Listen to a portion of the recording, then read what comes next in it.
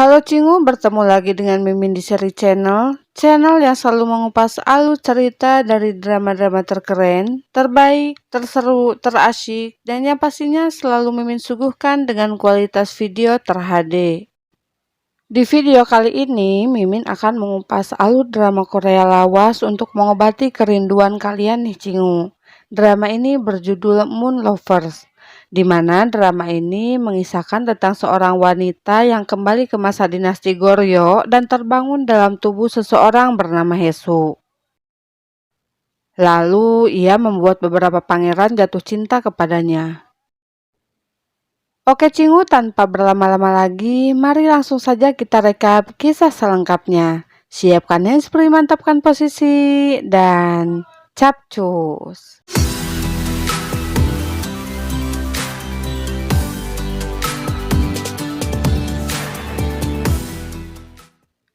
Cerita diawali memperlihatkan seorang wanita cantik bernama Go Hajin di tepi danau.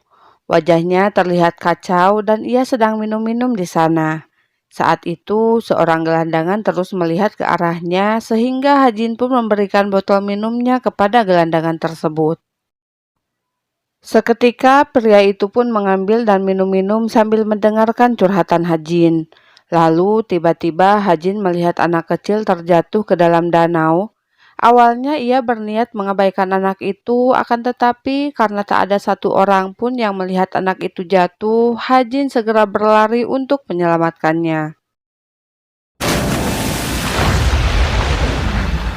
Setelah ia berhasil menyelamatkan anak tersebut, gerhana matahari terjadi dan Hajin pun seolah ditarik oleh kekuatan misterius yang menyebabkan dirinya tenggelam. Saat itu, Hajin teringat tentang pertengkarannya dengan pacarnya karena sang pacar telah berselingkuh. Di sisi lain, ketika gerhana itu terjadi, seorang pangeran terlihat sedang berkuda di dinasti Goryeo. Pangeran ini memakai topeng dan terkenal kejam yang membuat dirinya ditakuti oleh semua orang termasuk saudara-saudaranya. Saat ia datang, semua orang akan menyingkir karena takut dibunuh olehnya. Ia adalah pangeran keempat yang bernama Wangso. Scene lalu memperlihatkan kita kepada beberapa pangeran lainnya yang sedang mandi di sebuah kolam. Di sana ada pangeran ke-10 yang bernama Wang Eun, pangeran ke-12 bernama Wang Jun, pangeran ketiga bernama Wang Yo, pangeran ke-13 bernama Baek Ah, pangeran ke-8 bernama Wang Wook, dan pangeran ke-9 bernama Wang Won. Mereka terlihat membicarakan tentang pangeran keempat yaitu Wangso yang belum hadir untuk mandi di sana sebelum ritual suci dilaksanakan. Tak hanya itu, mereka juga membicarakan gosip tentang Wangso yang telah membunuh semua anggota keluarganya di Sinju.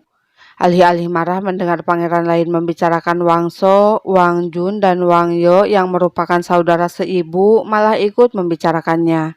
Rupanya Wang Yo sangat membenci pangeran keempat. Ketika Wang Eun melompat ke kolam lain dan sedang asik bermain di sana, secara mengejutkan Hajin muncul dari dalam air dan membuat Wang Eun berteriak kaget. Wang Eun segera pergi memanggil saudaranya yang lain, sedangkan Hajin dipanggil-panggil oleh seorang pelayan.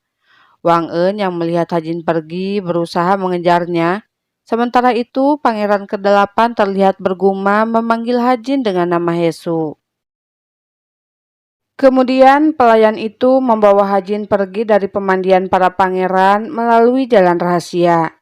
Saat Hajin terheran karena si pelayan terus-menerus memanggilnya putri dan kini ia berada di pemandian Songak, Hajin yang terkejut karena mengira dirinya sudah meninggal seketika tak sadarkan diri. Singkat cerita, pangeran keempat sudah sampai di istana. Rupanya Wangso ini sedari kecil dikirim ke Sinju dan dijadikan tawanan di sana. Saat sampai, Wangso langsung membunuh kudanya supaya ia tidak kembali ke Sinju. Sementara itu, Hajin yang tak sadarkan diri terbangun di kediaman pangeran ke-8. Di sana ia berusaha menjelaskan bahwa dirinya bukanlah Hesu. Hajin yang tersadar kalau dirinya belum meninggal pergi keluar untuk melihat apa yang telah terjadi. Ia terlihat kebingungan dan bertanya kepada Nyonya Myung-hee. Nyonya Myung-hee ini adalah sepupu Hesu yang merupakan istri dari pangeran ke-8. Setelah mendengar penjelasan Nyonya Myung-hee, Ha-jin akhirnya menyadari kalau dirinya berada di dalam tubuh orang lain. Ha-jin sangat terkejut ketika mengetahui kalau kini ia berada di Goryeo. Cerita berlanjut memperlihatkan sang raja yaitu Taejo Wanggon yang sedang duduk di tahta kerajaannya. Saat itu, seorang menteri memintanya menurunkan jabatan pangeran pertama karena adanya rumor bahwa pangeran pertama, yaitu putra mahkota, sedang menderita sebuah penyakit. Mendengar hal itu, Jimong yang merupakan ahli perbintangan menyampaikan kehendak langit bahwa bintang pangeran pertama terus bersinar yang menandakan ia pantas menjadi putra mahkota. Sehingga raja telah memutuskan di acara ritual suci putra mahkota akan memimpin mengusir roh jahat. Di sisi lain, ratu yang mendapat kabar pangeran keempat ingin menemuinya terlihat tidak senang dan menolak untuk bertemu dengan putranya tersebut. Mendengar ibunya tak ingin menemuinya, pangeran keempat pun langsung pergi dari sana. Sementara itu, walaupun sedikit ragu dan takut ketahuan, Ha-jin terlihat sudah memutuskan untuk menerima takdirnya sebagai Hesu. Kemudian pangeran ke-8 yaitu Wang Wook yang baru mengetahui Hesu kehilangan ingatannya berusaha menenangkan Hesu agar ia tidak merasa khawatir. Mendengar perkataan Wang Wook, Hesu mulai terlihat tenang dan menerima uluran tangannya. Kembali lagi ke Wang Sho yang terlihat sedih karena ibunya tak mau menemuinya. Ia pun teringat kenangannya ketika saat itu raja akan menikah lagi dan bertengkar dengan ratu yang tidak menyetujuinya. Di tengah-tengah pertengkaran mereka, ratu mengancam raja menggunakan pangeran keempat yang saat itu masih seorang anak kecil. Saat itulah pangeran keempat mendapatkan luka di wajahnya.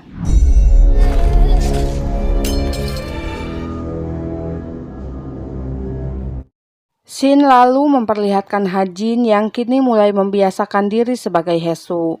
Ia berkeliling melihat suasana di kediaman pangeran ke-8 didampingi oleh pelayan yang kemarin menyelamatkannya. Rupanya pelayan ini bernama Cherung dan ia sangat dekat dengan Hesu. Melihat tingkah Hesu yang senang dengan kondisi tubuhnya saat ini, Cherung menganggap bahwa Hesu benar-benar terluka parah sehingga Hesu terlihat seperti orang lain. Di sisi lain, para pangeran sedang berkumpul dan saling bercanda satu sama lain. Mereka juga membicarakan Wang Sho yang membunuh kudanya sendiri saat sampai di istana. Tak lama kemudian, Wang Sho datang ke sana. Namun, tak ada satupun dari saudaranya yang menyambut kedatangannya. Bukannya menyapa, mereka malah terlihat ketakutan ketika Wang Sho datang ke sana. Suatu hari, Cherung dan Hesu sedang membicarakan tentang sikap Wang Wook yang selalu memperlakukan istrinya dengan baik.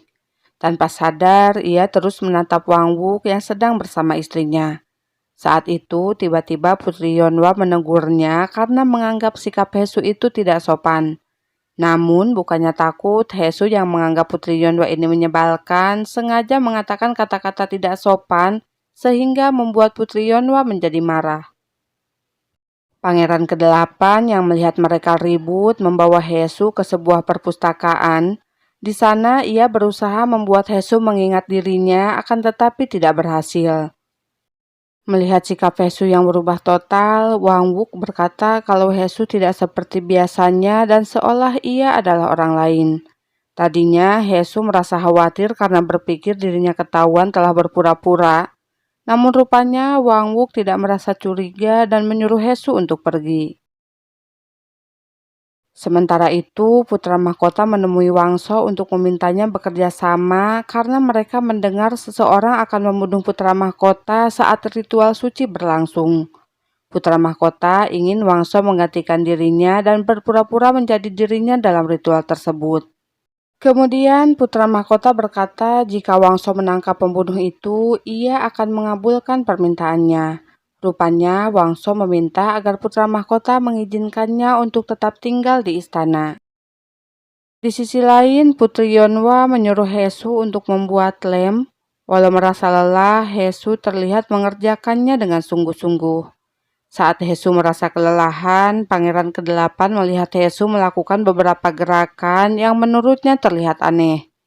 Wang Wuk pun tertawa ketika melihat tingkah Hesu tersebut.